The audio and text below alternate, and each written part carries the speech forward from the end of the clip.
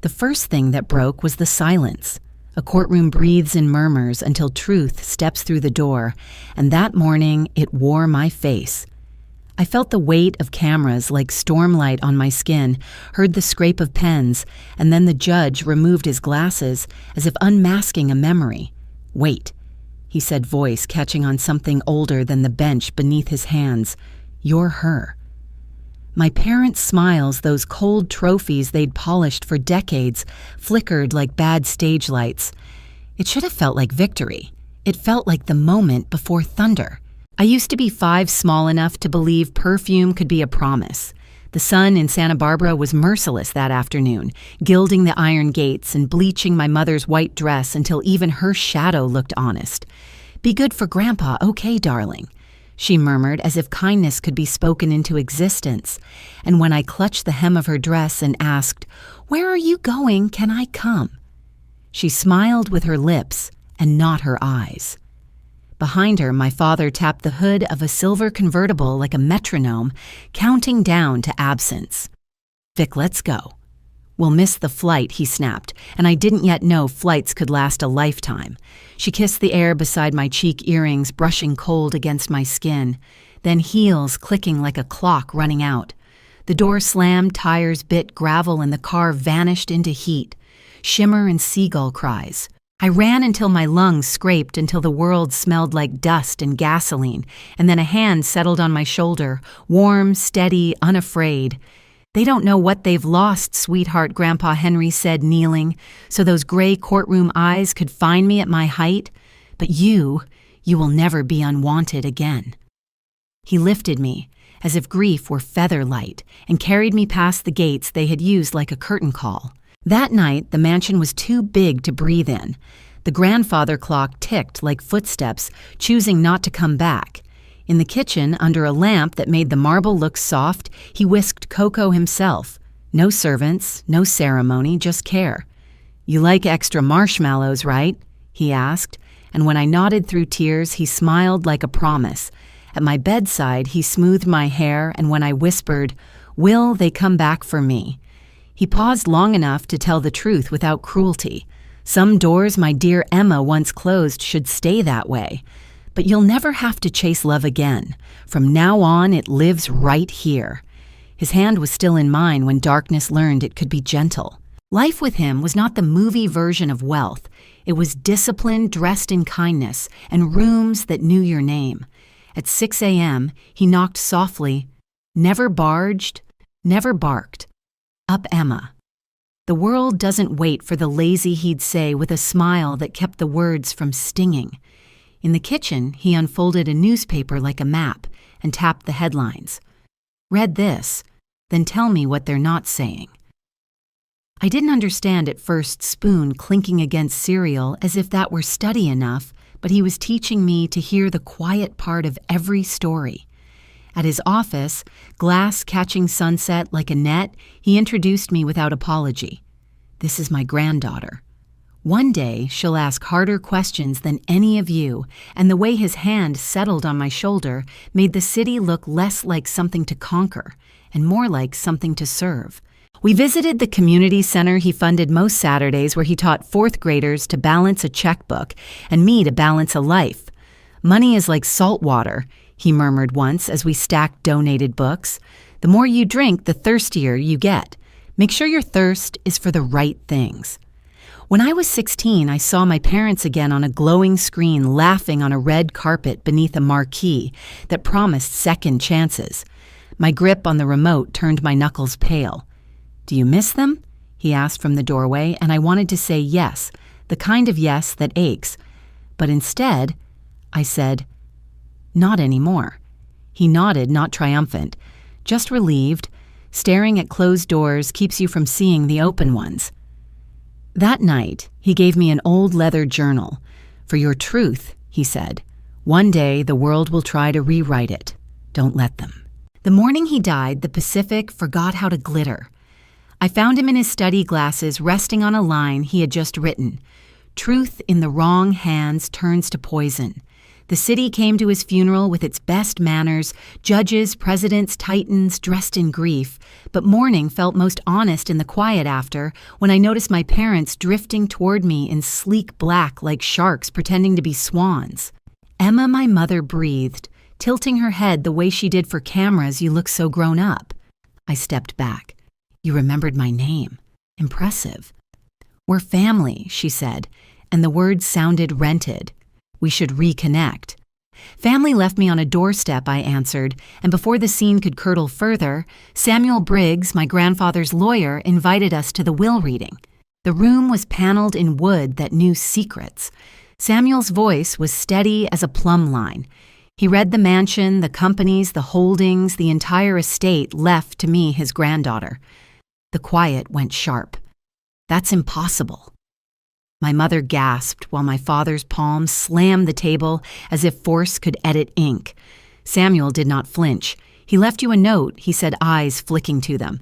"Those who walk away from truth for comfort have already forfeited their inheritance." My mother's smile broke like glass. "You'll regret this, Emma," she hissed as we filed out. "You don't deserve a cent of what he built. Neither do you," I said, and the sea wind outside the estate gates tore petals from wreaths like a warning. That night, a thick white envelope waited on my doorstep, my name in bold, familiar handwriting. Inside a notice of civil action, my parents suing me for undue influence. The papers shook in my hands, and somewhere deep in the house, the grandfather clock resumed its slow, unblinking count. By nightfall, the world had already chosen sides. Headlines screamed across the internet like a public trial before the real one could begin. Billionaire's orphan heiress accused of manipulating aging tycoon.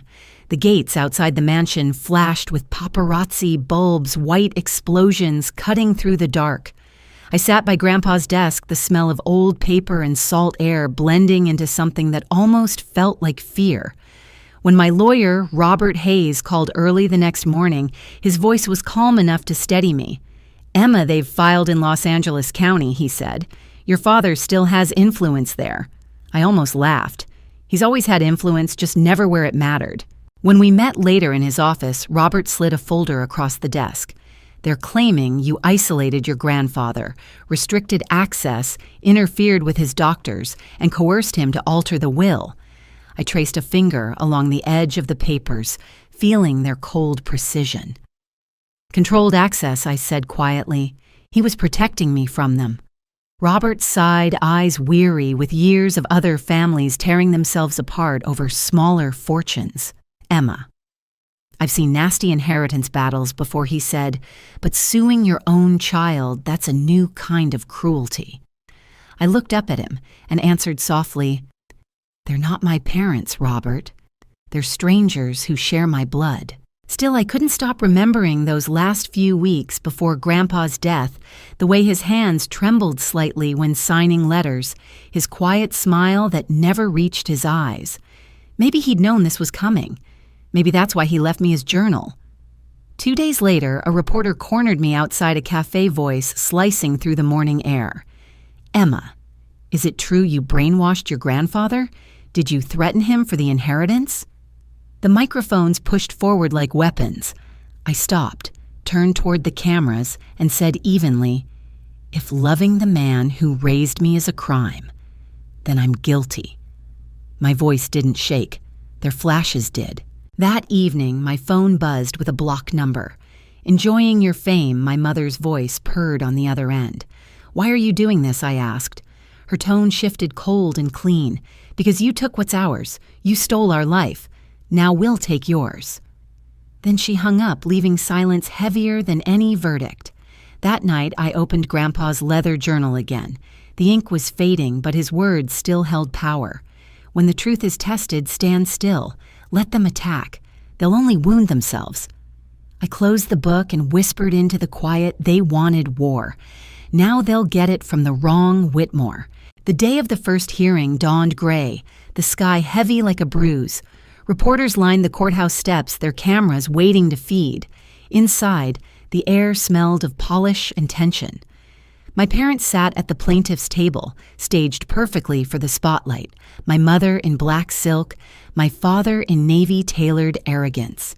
They didn't look like family, they looked like actors rehearsing vengeance. When I entered, the whispers rose like wind through dry leaves. Robert leaned close and whispered, "Stay calm, Emma. Let the evidence speak for itself." At the bench, a silver-haired man with sharp eyes lifted his gaze, Judge Marcus Nolan. His presence alone could quiet a storm. When our eyes met, something flickered in his expression. Recognition. He removed his glasses slowly. "Miss Whitmore." He said, his voice lower now, almost reverent. "Please approach the bench." My pulse stumbled as I obeyed. The room held its breath. He studied me, then murmured, "You're Henry Whitmore's granddaughter." "Yes, Your Honor." He nodded once, his tone softening into memory. "I clerked for your grandfather years ago. He once told me, 'If my granddaughter ever stands in your courtroom, listen carefully, she'll be telling the truth.'" Gasps rippled across the gallery. Behind me, my mother's mask cracked. My father's jaw clenched. Judge Nolan straightened. "Proceed," he said, but his tone carried a quiet warning, the kind that says, integrity still matters here. Their lawyer, Elliot Graves, strutted forward like a man auditioning for a villain. "Your Honor," he began, voice dripping with confidence, "this young woman systematically alienated her elderly grandfather, manipulated his estate, and exploited his frailty. We will prove her actions were fraudulent." Robert rose calmly beside me. "We welcome the chance to disprove every word, Your Honor." Graves smirked and gestured toward me. "She's quite composed for someone accused of stealing $1 billion. I met his gaze and replied, "Composure isn't guilt, Mr. Graves. It's confidence in the truth." A murmur swept through the observers, and for a heartbeat I thought I saw the judge's mouth twitch in restrained amusement. But the real battle had only begun. By the second day, the courtroom had transformed into a battlefield disguised as civility. The air was thick with perfume and lies, and every word from my mother's mouth was dipped in honey before it turned to venom. When she took the stand, her voice trembled at all the right moments. "We only wanted to reconnect with our daughter," she said, dabbing at the corner of her eyes with a lace handkerchief. "But Emma..." She pushed us away. She isolated Father in his final months. We were just trying to protect his legacy. The reporters scribbled furiously, their pens carving her performance into history. I sat perfectly still, remembering Grandpa's words. Truth in the wrong hands turns to poison. Watching her now, I understood what he meant. But poison only works if you swallow it, and I refused. Robert stood buttoning his suit jacket with slow precision. "Your Honor," he said, "if the plaintiffs wish to talk about legacy, perhaps they should read what Judge Whitmore himself had to say about it." He motioned to the clerk.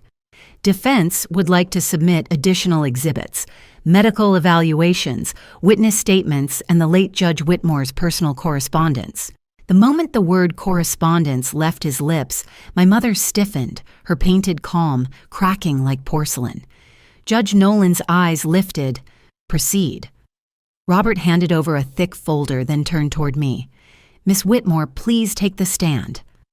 My pulse hammered as I rose, but when I reached the witness chair and met my parents' gaze, the same people who taught me how to fear and then expected me to forget, I felt something stronger than nerves. It was clarity. Robert's first exhibit appeared on the screen, a letter in Grandpa's unmistakable handwriting. His words were steady, unbroken by age or doubt. "To my dearest Emma," it began, "you were never my obligation. You were my choice. If ever you find yourself standing against those who abandoned you, don't hate them. Let the truth defend you. It always will." A hush swept through the room. My mother's breath hitched. My father's eyes darkened. Robert's voice stayed calm. These letters span 10 years. Each affirms Judge Whitmore's deliberate intent to entrust his granddaughter not out of manipulation, but out of love and respect for her integrity. Elliot Graves shot to his feet. "Objection, Your Honor. These so-called letters are emotionally manipulative and irrelevant to the question of undue influence." Judge Nolan's gavel cracked through the air. "Overruled. The deceased's intent is the very matter under review. Continue, Mr. Hayes." Robert nodded and gestured for me to speak. I reached into my bag and drew out the leather journal Grandpa had given me at 16, its spine worn soft from years of truth pressed between pages.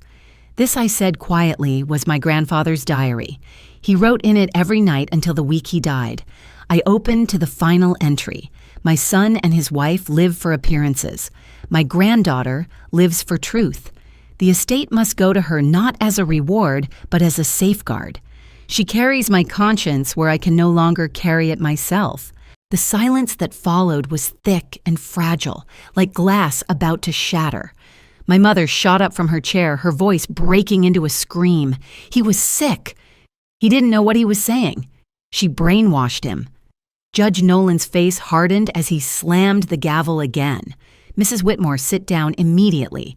The outburst echoed off the wooden walls until only her ragged breathing remained. I turned to her, then the woman who gave me life but never once looked back to see if I'd survived it, and said, "No one brainwashed him, Mother. He just finally saw who you really were." Her expression faltered, the fury in her eyes dimming into something almost human fear. For the first time, she realized she couldn't perform her way out of truth. When I stepped down from the stand, Robert whispered, "You did perfectly." But the weight of what I'd said pressed against my ribs like a heartbeat I couldn't quiet. This wasn't triumph yet. It was reckoning, the kind that only comes after decades of silence. Outside, the sky had turned the color of cold steel. Reporters waited like wolves, ready to feast on the next twist. Inside, I sat beside Robert as Judge Nolan adjourned for the day. My parents gathered their papers with shaking hands. Their lawyer avoided their eyes. For the first time, I saw them not as villains or parents, but as people who'd spent their entire lives chasing validation and mistaking it for love. And in that moment, I almost felt sorry for them. Almost. The third day arrived with a strange kind of silence, the kind that sits on your shoulders before the storm breaks. I woke before sunrise, the city still half asleep beneath the weight of anticipation. Outside the courthouse, the crowd had doubled their cameras, waiting for another fall from grace. But I wasn't falling anymore. I'd already done that once when I was 5, watching a silver car disappear behind iron gates. Everything after that had been learning how to stand again. When the gavel struck to open session, the room was packed. Reporters leaned forward, notebooks trembling in eager hands. My parents sat across from me, their poise eroding under the steady light of exposure. Judge Nolan entered, his face unreadable. He shuffled the files before him and said, "This court has reviewed all evidence, testimonies, and correspondence of the late Judge Henry Whitmore." His voice was calm, deliberate, the kind of calm that meant something was ending. "What I see before me is not a case of manipulation," he continued, eyes lifting toward my parents, "but of misplaced greed." A ripple of sound spread through the gallery. My father's jaw locked. My mother's hands began to tremble against the table, her diamond ring catching the light like a final, desperate performance. The judge's tone never wavered. The plaintiffs have failed to provide any evidence that the defendant exercised undue influence. On the contrary, the deceased's letters, medical records, and personal writings demonstrate deliberate and sound judgment. He paused long enough for the words to sting. Therefore, the court dismisses the plaintiff's claims in their entirety. The will of Judge Whitmore stands. The estate belongs to Miss Emma Whitmore. For a moment, the entire room held its breath. Then the sound of pens, scratching shutters, snapping voices, rising like surf. I didn't move. The noise seemed to come from another world, one where my heart wasn't pounding loud enough to drown it all out. Judge Nolan's eyes met mine. "Justice," he said, "does not side with blood. It sides with truth." And with a final strike of the gavel, it was done. My father slumped back in his chair, gray at the edges. My mother stared down, her face stripped bare of all the careful masks. When I stood, my knees nearly buckled, and Robert steadied me with a quiet hand on my shoulder. "It's over," he whispered. But victory, I learned, doesn't feel like joy. It feels like exhaustion, the kind that comes after surviving a storm that nearly took your name with it. As I turned to leave, a sudden grip tightened around my wrist. My mother's nails bit into my skin. Her voice was low and shaking. "You think this makes you better than us," she hissed. "You'll regret this, Emma. You'll end up alone just like him." I met her gaze, the same eyes I once searched for love in, and said softly, "I'd rather be alone than empty." I pulled free, leaving her clutching at air. Outside sunlight broke through the clouds for the first time in days. The steps were crowded with reporters shouting questions. How does it feel to win? What will you do with the money? I paused, letting the breeze lift the hair from my face.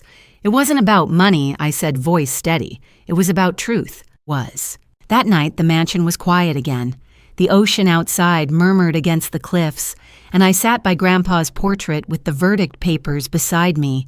His eyes, painted years before I was born, seemed to glow softly in the lamplight. "You were right," I whispered. "The truth really does have long arms." The house for once didn't echo. It listened. Weeks passed, but peace was slower than justice. Reporters moved on to the next scandal, but silence filled their place, heavy and strange. The estate was mine now, the mansion, the companies, the legacy, but none of it filled the absence that shaped the walls. Every night I walked the long hall lined with portraits of Whitmores who looked like they'd never had to earn love. Grandpa's was the only one that smiled like it knew what it cost. Then one evening, as the sun melted into the Pacific and the sky turned crimson and gold, my phone rang. The number was unknown. I almost ignored it until something in my chest told me not to. "Hello," I said. A pause. Then a voice I hadn't heard since the trial, smaller, now broken around the edges. "Emma," my father said. For a heartbeat, I couldn't speak. The voice that once thundered through my childhood now trembled like paper in the wind. "I read the journal," he said quietly. "Your grandfather's words." I didn't want to believe them, but I couldn't stop. The line crackled, his breath uneven. He wrote that I lost my way, that I stopped being his son long before he wrote his will. I closed my eyes, staring at the empty chair across from me, the one Grandpa used to sit in when he told stories about decency and duty. He also wrote, my father continued, that it's never too late to do what's right. His voice cracked, and for the first time I heard the boy he must have been before pride ruined him. "I don't deserve forgiveness, Emma, but I needed you to know I'm sorry. For leaving you, for blaming you, for being the kind of father he warned you about." The silence that followed was soft, but it held years of things we'd never said. I looked out the window toward the garden Grandpa planted for Grandma decades ago, roses bending under the breeze. "I don't know if I can forgive you," I whispered. My throat ached as I said it, but I know Grandpa would have wanted me to try. On the other end, I heard him exhale shakily. "I'll take that," he said. "It's more than I deserve." And then quieter still, "You remind me of him. You know the way you stand your ground." When the call ended, I sat there for a long time staring at the horizon as the last light sank into the sea. The world was still, but not empty. Somewhere between grief and grace, I realized something had shifted. I wasn't chasing justice anymore. I was living it. I walked outside barefoot, the grass cool beneath my feet. The ocean wind carried the scent of salt and roses, the air thick with the hush that only comes after survival. I held Grandpa's leather journal in my hands, its pages soft and warm from use. I opened to the very last entry, the one written in ink, faded but unshaken. True justice isn't found in the courtroom, but in the hearts of those who keep believing in it. Tears blurred the words as I smiled. "I believe Grandpa." I whispered into the wind, "I always will." For a moment, it was as if the air itself answered soft, proud, familiar. "Then I can finally rest, my girl." The breeze swept through the roses, carrying their petals across the lawn like quiet applause. The house behind me glowed with the golden calm of evening, no longer a monument to pain, but a place of remembrance. Justice had been served, but forgiveness, that was the true inheritance. If you've ever been hurt by the people who were supposed to protect you, remember this truth doesn't need to shout. It waits patient and unyielding until it's finally seen. Sometimes justice arrives in court. Sometimes it arrives in the quiet moment when you realize you've stopped needing revenge. Thank you for listening to Emma's story. If her journey touched your heart, please take a moment to like, share, and subscribe so more stories like this can find the people who need them most. And tell me in the comments below, what does justice mean to you?